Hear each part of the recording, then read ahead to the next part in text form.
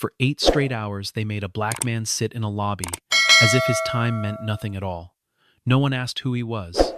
No one asked why he had come. The receptionist told him twice to be patient, and the head of security nearly walked him out the front door. All they saw was a tired gray suit, plain shoes, and the quiet stillness of a single father who never raised his voice.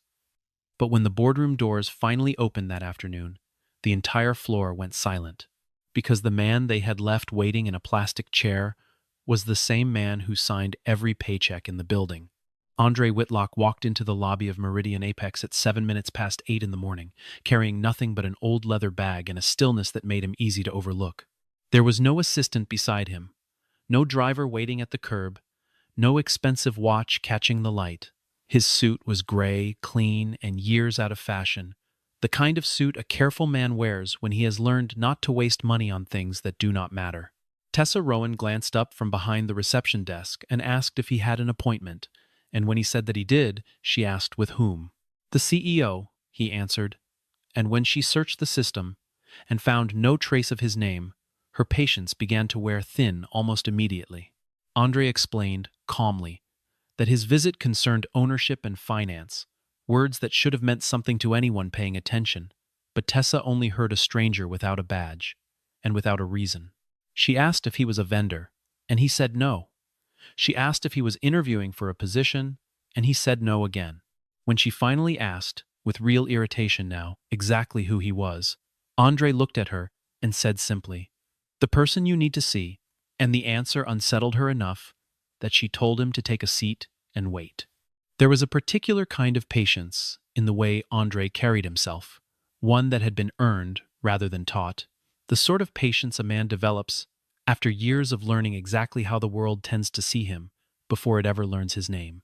He had walked into rooms like this one many times before he owned a single share of anything, back when the suit fit poorly and the shoes were borrowed, and he remembered every one of those rooms with a clarity that never seemed to fade. What most people mistook for indifference in him was in fact careful restraint, a deliberate choice not to react to every small insult, because reacting would have told the room exactly what they expected to hear. He chose the last chair in the row, the one nearest the window, and he did not complain, did not check his phone every few minutes, did not raise his voice when no one came for him. Instead, he watched. He noticed the company logo mounted above the elevators, the rhythm of employees moving in and out of the glass doors, the small blinking cameras tucked into the ceiling corners, and the payroll figures that flashed briefly across an unguarded screen behind the front desk. Anyone paying close attention might have wondered why an ordinary visitor would study a lobby with such quiet precision, but no one was paying attention, because to them, he was simply another man waiting for a job he probably would not get. A senior employee crossed the lobby around mid-morning, glanced at Andre, and murmured to a colleague that another hopeful applicant had wandered in, loud enough for Andre to hear every word. Andre said nothing. He only checked his watch, saw that it read 42 minutes past 8, and whispered to himself, so softly that no one else could hear, that they would soon find out exactly who was asking whom for anything at all. The morning wore on in the particular way that waiting rooms make time behave, slow and heavy, each minute stretching longer than the one before it. Andre watched the rhythm of the building settle into its ordinary shape, employees arriving with coffee cups and tired eyes, badges swiping against readers with a soft electronic chime, elevator doors opening and closing in a pattern that repeated itself every few minutes without anyone seeming to notice. He noticed the small things people rarely think to hide. The way certain employees greeted each other warmly while others were waved past with barely a glance. The way titles printed on badges seemed to determine how quickly a door was held open. None of it surprised him exactly, but each small moment confirmed something he had suspected long before he ever walked through the front doors that morning. By 9:30, Andre was still exactly where he had started. At 10:15, Tessa told him, without much conviction, that the CEO was tied up in meetings and could not say when she would be free. By 11 o'clock, Grant Bellamy passed through the lobby on his way to a meeting and stopped in front of Andre with the particular smile of a man who enjoyed reminding others of their place. "Still here?" Grant asked, and Andre answered simply, I am. Grant told him that the CEO did not have time for unscheduled visitors, and Andre replied that perhaps today she would make time, a response that made Grant laugh under his breath before he asked which company Andre represented. Andre did not answer directly, and Grant filled the silence with his own guesses, deciding aloud that Andre might be a contractor or a former employee looking for favors, or simply a man hoping to talk his way into a job that did not exist. Meridian Apex is not a place people walk into and demand to see the chief executive, Grant said. And Andre looked at him evenly and answered, I am not demanding anything. When Grant asked what exactly he was doing, then Andre offered a single word, waiting, and left it at that. Somewhere behind the calm surface, Andre carried a story none of them could have guessed simply by looking at him. He had raised his household alone for years, learning early how to stretch a modest paycheck across every need that arose, long before the paycheck in question grew large enough to stretch across an entire company instead. That history had shaped the way he studied people now, quietly and without judgment, always looking past the surface for the parts of a person that revealed who they truly were under pressure. It was that same instinct that had brought him to this particular lobby on this particular morning, dressed exactly as he might have dressed a decade earlier, because he wanted to see Meridian Apex exactly as it would treat a man with nothing rather than a man with everything. By 12:30, employees streaming out for lunch had noticed him too, murmuring to one another that the man was still sitting there, that he must not understand how these things worked. Tessa, to her credit, had begun to feel a flicker of guilt, and she offered Andre a bottle of water, which he accepted with a quiet thank you that set her apart from nearly everyone else who had passed him that day. Not long after, his phone rang, and he answered with a single clipped word, "Not yet," listening for a moment before saying, firmly, "Do not step in," and ending the call. It was clear to anyone watching closely that Andre had people behind him who wanted to intervene, and that he was choosing, deliberately, to refuse their help, though the reason remained hidden. At 17 minutes past 1, he lifted his gaze toward one of the small ceiling cameras, aware that somewhere behind a monitor, someone was watching him just as carefully as he had been watching the building all day. A faint smile crossed his face, and he murmured to no one in particular, "Let them keep going." Word of the strange man in the lobby had begun to travel quietly through the upper floors long before Vivian herself heard of it. An assistant mentioned it in passing to a colleague near the coffee station, calling him an odd fixture nobody could explain, and the comment traveled from one department to another, the way small stories often do inside large buildings, growing a little stranger with each retelling. By the time it reached Vivian's office, the story had shifted from an unusual visitor into something closer to a minor security concern, a detail she filed away without much thought as she finished the last of her scheduled calls for the morning. She had no reason to imagine that the subject of so much idle office gossip was the very man who held final authority over everything she had built her career upon. It was mid-afternoon when Vivian Kessler finally crossed the lobby, and the moment she appeared, every employee within sight straightened, as though a switch had been flipped. Andre remained seated. Vivian's eyes moved over him with open skepticism as Tessa explained, in a hesitant voice, that the man claimed to have an appointment with her. "I have no appointment," Vivian said flatly, and Andre rose to his feet and told her, quietly, that they did in fact have one. Vivian demanded to know who he was, and Andre answered that he was the person who had sent her the meeting request in the first place, though when she asked through which department the request had come, he told her it had come through no department at all. Vivian's patience snapped. She asked if he understood what kind of company this was, and Andre said that he did. She asked if he believed he had the right to simply walk in, and Andre corrected her without raising his voice. He did not believe it, he said. He knew it. The silence that followed was heavy enough that even the employees pretending not to watch stopped pretending. Vivian ordered security to check him, and Harlan Pike approached reluctantly, clearly uncomfortable with the order but unwilling to defy his superior. He asked for identification, and when Andre handed over his card, Harlan froze for a moment at the name printed across it. He had heard that surname before, somewhere, though he could not immediately place where, and when Vivian asked if something was wrong, he simply said no and stepped back. Andre told him, kindly, to continue doing his job, and Harlan nodded, though the unease in his expression did not fade. Vivian, unwilling to back down in front of her own staff, told Andre plainly that if he did not have a valid appointment, he would be asked to leave the building.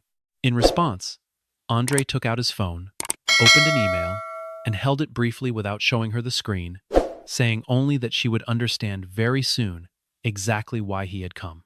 Vivian turned away from him with visible irritation, but her phone buzzed almost immediately, and the message on the screen made her stop mid-step. It was an urgent notice from the board of directors announcing an ownership review scheduled for that very day. Sent by a woman named Naomi Vance, listed under the letterhead of Whitlock Meridian Holdings. Vivian stared at the surname for a long moment, and something in her expression shifted from irritation to something closer to alarm. The message on Vivian's screen did not disappear when she blinked, and she read it a second time, as though the words might rearrange themselves into something less alarming.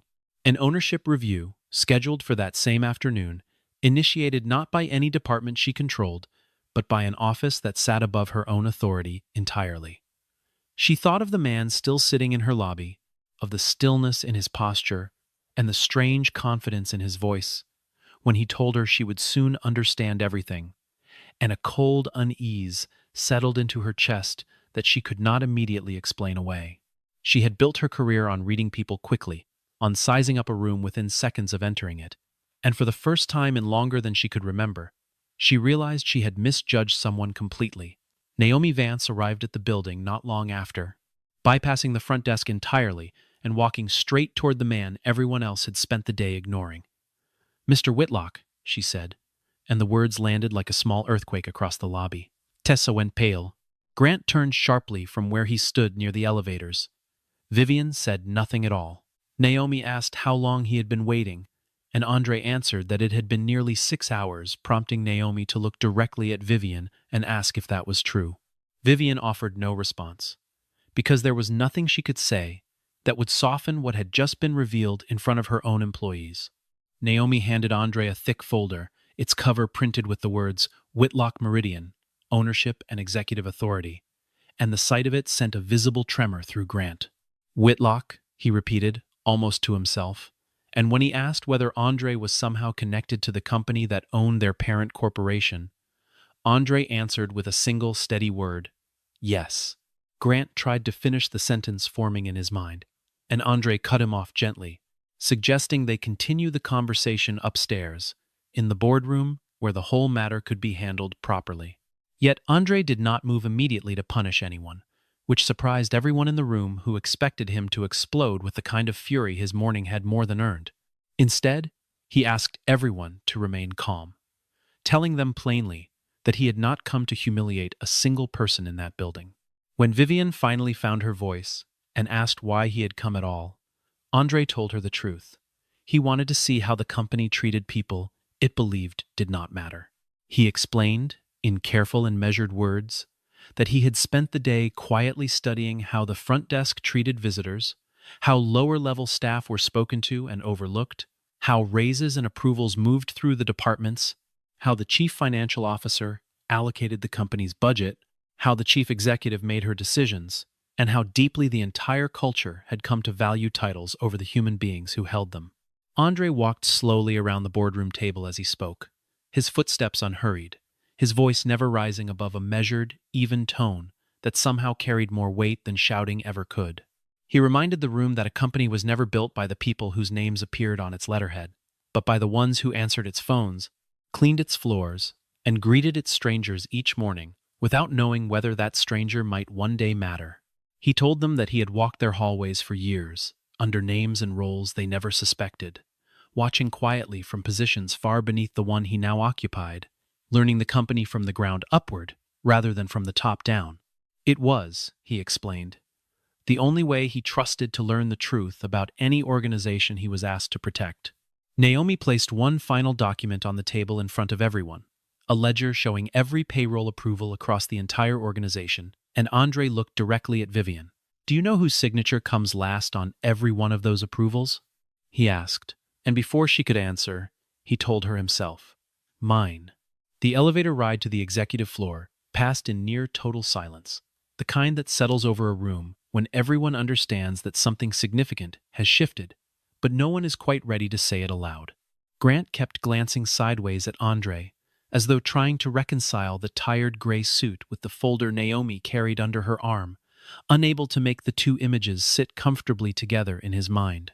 Tessa remained near the front desk, long after the group disappeared upstairs, replaying every small interaction of the morning, every clipped word and impatient sigh she had aimed at a man who could have ended her career with a single sentence and had chosen not to. When the boardroom doors finally closed behind them, the mood inside was unlike anything the room had held in years, heavy with the particular tension that comes only when the truth can no longer be avoided. The senior staff gathered in the boardroom that afternoon no longer saw a stranger from the lobby. They saw the man whose authority sat above all of theirs combined. Naomi confirmed for the room what the documents already proved: that Andre Whitlock held majority ownership of Whitlock Meridian Holdings, that Meridian Apex operated as a subsidiary beneath it, that Vivian served only as the chief executive hired to run daily operations, and that Grant answered to the same structure as everyone else in the building. Grant, unwilling to accept it so quickly, pointed out that Andre had never once appeared at an executive meeting in all the years the company had operated, and Andre agreed that this was true. When Grant asked why, Andre answered honestly. He wanted to know exactly how people behaved when they believed he was not watching at all. Andre then displayed the numbers on the screen behind him, showing generous bonuses awarded to senior leadership even as raises for entry-level staff were repeatedly delayed, complaints filed through internal channels quietly buried, and employees consistently judged by their appearance and their titles rather than the quality of their work. Grant tried to offer an explanation, and Andre interrupted him with a single-pointed question, asking whether he knew who approved his own salary each pay period. Grant said nothing, and Andre answered for him again, the same single word he had used before: me. Vivian was next. She admitted, when pressed, that she had focused almost entirely on revenue growth. And when Andre asked what had happened to the people behind that revenue, she answered that people were not the sole measure of her responsibility. Andre corrected her without hesitation, telling her that as chief executive, people were in fact the very center of her responsibility, not a footnote to it. Tessa was called in next, visibly shaking as she entered the room, and Andre asked her plainly how she had treated him that morning. She admitted, with genuine honesty, that she had not believed him, and when he asked why, she confessed that he simply had not looked like a man with any power at all. That, Andre told her quietly, is exactly the problem. He looked around the room at every face turned toward him and told them that the events of the day were not the real reason he had come. Naomi turned on the screen behind her, and the words that appeared silenced whatever conversation remained.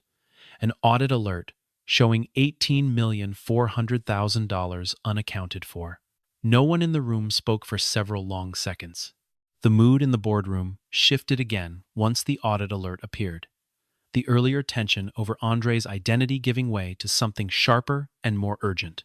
Grant's expression tightened, though he tried to mask it behind a look of practiced concern, while Vivian's fingers curled slightly against the edge of the table, as she processed what a sum of that size actually meant for a company already under scrutiny. Naomi remained composed throughout, laying out each figure with the precision of someone who had spent years anticipating exactly this kind of crisis, though even she could not entirely hide the gravity in her voice. Andre listened without interrupting, letting the numbers speak for themselves, before he asked a single question that would set the rest of the investigation in motion. Naomi explained that the missing funds had passed through a chain of intermediary companies designed to make tracing them nearly impossible. Grant immediately pointed the blame toward the finance department, and Vivian insisted she had known nothing about it, but Andre refused to draw conclusions too quickly. He asked instead who had access to the accounts in question, and Naomi produced a short list of 3 names: Grant, Vivian, and a director who had resigned from the company months earlier. Rather than shouting or calling in outside authorities, Andre asked everyone to leave the financial systems exactly as they were, untouched, and then turned to Tessa with a quieter question, asking whether she had ever noticed anyone entering the office after normal working hours. Something surfaced in her memory then, a detail about a particular employee who often used a special access card late in the evening. Harlan confirmed it. Security footage showed that the person using the after-hours access was Grant Bellamy himself. Grant tried to deflect, arguing that footage alone proved nothing about theft, and Andre agreed with him, calmly, that it did not. "But it proves you lied," Andre said, and the room understood immediately what that meant. Deeper digging revealed that the missing money had not gone directly into Grant's own accounts at all. Instead, it had passed through an offshore entity, whose ultimate beneficiary connected back to someone close to Vivian. She reacted with visible shock, insisting again that she had known nothing about any of it, and Andre told her, to her surprise, that he believed her. He added, almost immediately afterward, that he did not yet believe anyone else in that room. As the words left his mouth, a new alert flashed across the security system. An unauthorized file deletion had just been detected somewhere within the network. Grant had spent the previous night constructing a plan he believed could not fail, one built on the assumption that a man with no history inside the company could easily be painted as an outsider with something to hide. He had underestimated, badly, exactly how carefully Andre had learned to protect himself against precisely this kind of maneuver, a caution built from years of watching powerful people try to discredit anyone who threatened their position. What Grant saw as a clever counterattack, Andre recognized within seconds as a desperate and poorly constructed lie, the kind that always left small inconsistencies behind for someone patient enough to find them. Within hours, a forged document surfaced, showing what appeared to be evidence that Andre himself had once misused company funds, and Grant wasted no time demanding that the board suspend Andre's authority immediately. Vivian found herself caught between two impossible positions, unsure which way to turn, as the accusations spread through the upper floors. Andre studied the fabricated document without any visible panic and said only, "Fine," a response that confused Vivian enough that she asked whether he intended to explain himself at all. He told her he saw no need to. When Grant pressed further, suggesting that his silence was an admission of guilt, Andre answered plainly that it was not, and that the truth would surface on its own soon enough. He had already noticed something the forgers had missed, a small but telling detail buried in the document's timestamp, and he asked Naomi to verify the digital signature system that had supposedly produced his approval. Tessa, called back into the discussion, remembered something important of her own. Grant had once asked her to print a set of files late one evening, without explaining their purpose, and though she had never read their contents, she remembered the file code stamped across the header, a code that matched the forged document precisely. Harlan added another piece to the puzzle, pulling access logs that showed Grant entering the server room at 13 minutes past 2 in the morning, an hour with no legitimate explanation attached to it. Grant's composure, so steady all day, finally began to crack. Vivian was forced into a choice she could no longer avoid. Grant warned her, in a low and threatening voice, that if she did not stand beside him, she would lose her position entirely, and for a long moment she simply looked at Andre, searching his face for some kind of direction. He offered none. Instead, he told her that for the first time that day, the decision belonged entirely to her, and no one else could make it on her behalf. Vivian turned to face the board members gathered in the room and said, clearly enough for everyone to hear, that she would not protect Grant any longer. Grant stood frozen in place as the weight of her words settled over him, and Andre responded with nothing more than a single, quiet nod of acknowledgement. Then Naomi's tablet chimed with a new message, one that would complicate everything they thought they had just resolved. The missing money, it read, had not been stolen by Grant alone. The hours that followed Grant's exposure moved quickly, each new revelation pulling another thread loose from the story he had spent so long trying to hold together. Naomi worked with quiet urgency, cross-referencing account records against building access logs, financial timestamps against printed documents, building a picture that grew clearer with every passing minute. Andre watched the process unfold without impatience, understanding that the truth, once it began surfacing, rarely needed to be forced any further. Further investigation revealed that not all of the missing funds had disappeared through theft. A significant portion, it turned out, had been quietly redirected into a private reserve account and when Andre asked Naomi to trace its origin, the name attached to its creation was one no one in the room expected. Vivian Kessler had created it herself.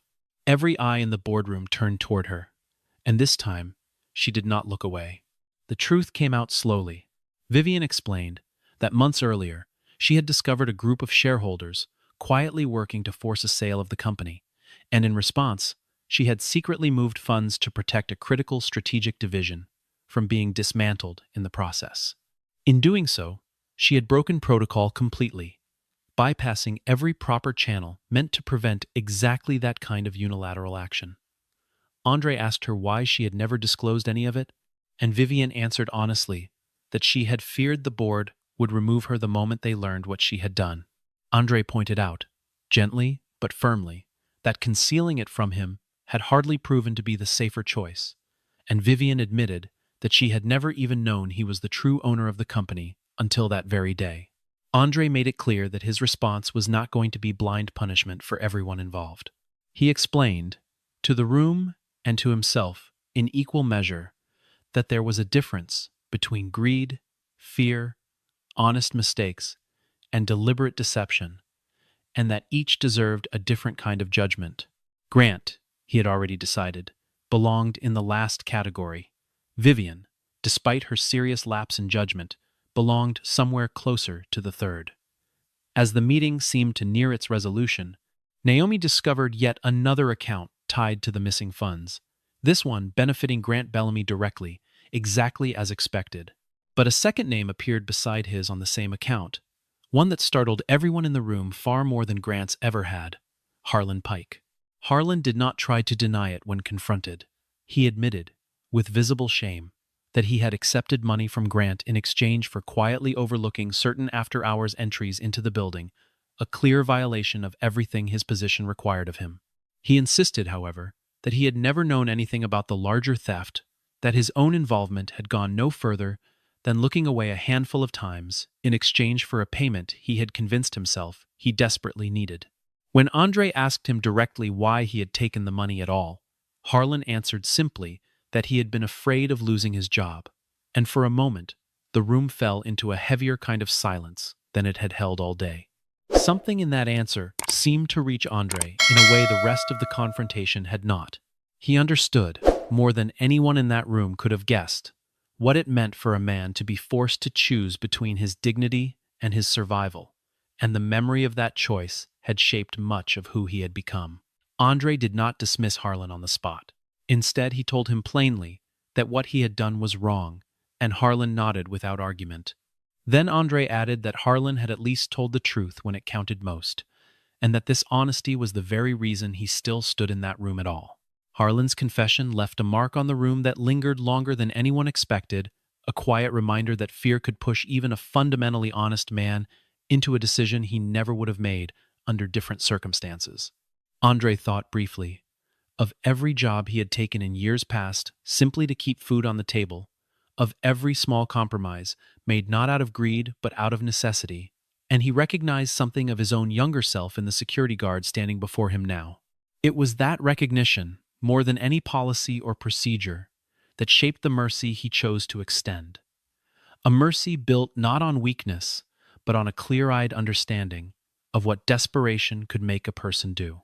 Grant's downfall, by contrast, came without any softening. Naomi presented the final evidence, showing that he had built an elaborate structure of shell entities, specifically to conceal the diverted funds, using the authority of his position as chief financial officer to hide every trace of what he had done.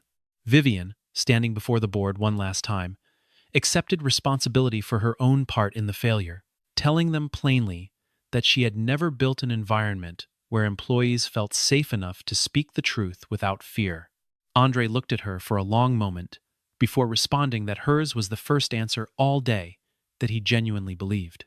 He rose slowly from his seat, looking out over the room one final time, and told them that he had come to examine the company only to realize partway through the day that he needed to examine himself as well. For a long moment, nobody moved, and the silence carried a different weight than the silences that had come before it, less afraid and more thoughtful, as though the entire room had exhaled at once. Naomi began quietly gathering the documents scattered across the table, sliding them into neat folders while the others sat with their own thoughts, each turning over the events of a single strange day that had rearranged everything they believed about the ground beneath their feet. Vivian remained seated longest, her eyes fixed on the closed folder in front of her rather than on any of the people around her, running through months of decisions she now understood in an entirely different light. Grant left first, his footsteps echoing down the hallway with none of the confidence they had carried that morning, a sound that seemed, to everyone who heard it, like the closing note of something finally ending. News of what had happened inside the boardroom spread through the company slowly at first, then all at once. The way most true stories eventually do, inside an organization built on rumor and proximity. Employees who had barely noticed Andre in the lobby the day before now spoke his name with a mixture of curiosity and quiet respect, replaying their own small interactions with him, and wondering, with growing unease, how they themselves might have behaved in Tessa's position. Some admitted privately that they too would have made him wait, that they too had learned, without ever meaning to measure a person's worth by the cut of his suit or the confidence in his voice. Others simply felt the particular discomfort of realizing that an entire culture could shift overnight once the right person decided it needed to. In the days that followed, Grant was suspended from his position, and his records were handed over for a formal legal investigation, while a full financial audit began working through every account he had touched. Vivian remained in her role as chief executive, though she agreed to a complete overhaul of the company's internal culture, one designed to prevent exactly the kind of silence that had allowed so much to go wrong. Harlan kept his position on the condition of complete transparency going forward, a second chance he seemed determined not to waste. Tessa was moved into a new role within client relations, a change she welcomed as a genuine opportunity rather than a punishment. Andre made a decision that surprised nearly everyone who had expected a far harsher outcome. He chose not to remove the entire leadership team in one sweeping motion, explaining that firing everyone who had ever made a mistake would leave him with no company at all worth building. At the same time, he made clear that keeping people who refused to learn from their mistakes would be its own kind of failure, one he was equally unwilling to accept. Later, in a quieter conversation, Vivian asked him why he had never revealed his identity from the very start, and Andre told her that doing so would have changed the way everyone treated him before he had a chance to see who they truly were. She understood then that he had wanted to witness their real character, not the performance people gave for someone they believed held power over them. When she asked what exactly he had seen that day, Andre looked out across the lobby below and told her simply that he had seen a company with real problems. He paused for a long moment before adding that he had also seen people capable of fixing them. Vivian studied him for a while after that, trying to understand a man who had endured an entire day of quiet humiliation without once losing his composure, who had walked into a room full of people ready to dismiss him and left it having earned something closer to their respect. She asked carefully whether he often tested companies this way, sitting unnoticed in lobbies to watch how strangers were treated when no one suspected they were being watched. Andre told her that he did, more often than most people would guess, because numbers on a spreadsheet could be arranged to say almost anything a person wanted them to say. But the way a stranger was treated in a waiting room could not be rehearsed. He added that a company's true character rarely showed itself in quarterly reports or polished mission statements, but in small, unscripted moments, the kind that revealed exactly who people became when they believed no consequence was watching. Tessa sought him out before he left the building, apologizing sincerely for the hours she had made him wait without ever asking why he had come. Andre told her gently that she had not been the only one at fault that day, and she answered that she intended to be the first one to do better going forward. A small, genuine smile crossed his face as he told her that this was exactly the right choice to make. Before he left the building that evening, Andre stopped once more at the front desk, setting his old leather bag down for a moment, as though he were in no particular hurry to leave. He asked Tessa how long she had worked there, and she told him nearly 2 years, admitting quietly that she had never once questioned the way visitors were sorted and judged before they reached the elevators. Andre nodded slowly, telling her that most people never questioned it either, which was precisely why so few companies ever changed. He told her that real change rarely arrived through a memo or a mandatory training session, but through someone deciding, in a single ordinary moment, to treat a stranger differently than the culture around them had taught them to. Tessa promised him she would remember that, and something in the way she said it convinced him she actually meant it. The following morning, Andre returned to the same lobby, and no one had been told in advance that he would come. The moment Tessa saw him, she rose immediately from her seat and greeted him warmly, calling him by name without a trace of the uncertainty from the day before. He returned the greeting just as warmly, and for the first time since they had met, there was no hesitation in her expression, no quiet judgment lingering behind her eyes. A new employee, unfamiliar with everything that had happened, glanced toward Andre and asked quietly who he was. Tessa answered simply that he was the owner of the company, and Andre, overhearing her from a few steps away, turned back and corrected her gently. He said that the true owner was not the only person who mattered in that building, gesturing first toward one employee who kept the daily operations running smoothly, then toward another whose quiet work held entire departments together. No one in that lobby, he told them all, was worth more than anyone else simply because of the title printed beneath their name. As Andre stepped into the elevator, Vivian joined him, asking whether he intended to return again the next day. He told her that he did, and when she asked where he planned to sit, his answer, delivered with a faint trace of humor, was simple: in the lobby, just as before. Vivian laughed and told him that would not be happening again under her watch, and Andre smiled back, telling her that if that was the case, she had better make certain someone actually asked him what he needed this time. In the weeks that followed, the culture inside Meridian Apex began to shift in ways that were small at first, almost imperceptible, before they grew into something the entire company could feel. New training sessions were introduced, not the kind built around scripted courtesy, but ones grounded in a simple principle Andre had insisted upon himself: that every visitor, regardless of appearance or title, deserved to be treated as though they might be the most important person to walk through the door that day. Managers who had once measured their own worth by how many people they could keep waiting found themselves reconsidering habits they had never once questioned before. Complaint channels that had gathered dust for years were reopened and, more importantly, actually monitored, with Naomi personally overseeing a new system designed to ensure that no concern from an entry-level employee could simply vanish into a folder no one ever opened again. Vivian changed too, though the change came slowly and without any dramatic announcement. She began arriving earlier than she used to, often stopping at the front desk to greet whoever was working that morning by name, a habit she had never bothered with before the day. Andre sat in her lobby for nearly 8 hours. She started asking different questions in her leadership meetings, less focused on quarterly projections and more focused on the people responsible for meeting them, a shift that some of her longtime colleagues found strange at first and eventually came to respect. When reporters occasionally asked about the scandal that had briefly rattled the company's reputation, she answered honestly, without excuses, telling them that the incident had forced her to confront exactly the kind of leader she had allowed herself to become.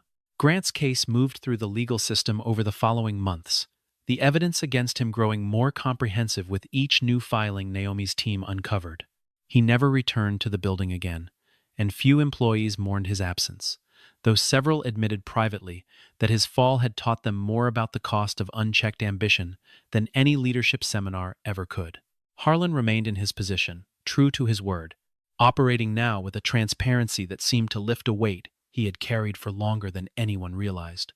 He often told newer security staff, half joking but never entirely so, that the most important thing he had ever learned on the job came from a man in a gray suit who once waited 8 hours simply to prove a point. Tessa thrived in her new role, and those who worked alongside her noticed a confidence in her that had not been there before, the kind that comes only from surviving a mistake in full view of everyone and choosing, deliberately, to become someone different afterward. She kept, in a drawer beneath her new desk, a small printed reminder of the conversation she had shared with Andre that evening in the lobby, words she returned to whenever her patience wore thin, with someone new to the building. She never again assumed that a quiet stranger in a modest suit had nothing worth her attention, and she made certain, whenever she trained new hires of her own, that they understood exactly why that assumption had cost the company so dearly. Andre himself never became a constant presence in the building, preferring instead to appear unannounced every so often, just often enough that no one could ever be entirely certain when he might walk through the doors again. Some employees found the unpredictability unsettling at first, until they realized that the uncertainty was, in its own way, the entire point. A company that treated every visitor with respect only when it suspected someone important was watching had not actually changed at all. A company that treated every visitor with respect, regardless of who might be watching, had learned something real. It was this distinction, more than any policy written into any handbook, that Andre had spent that long, quiet day in the lobby trying to teach them. The camera lingered afterward on the empty lobby chair, where Andre had once waited for nearly 8 hours without a single person stopping to ask his name. Beside it, a small plaque had been placed, its words simple and unmistakable. Every person deserves to be seen.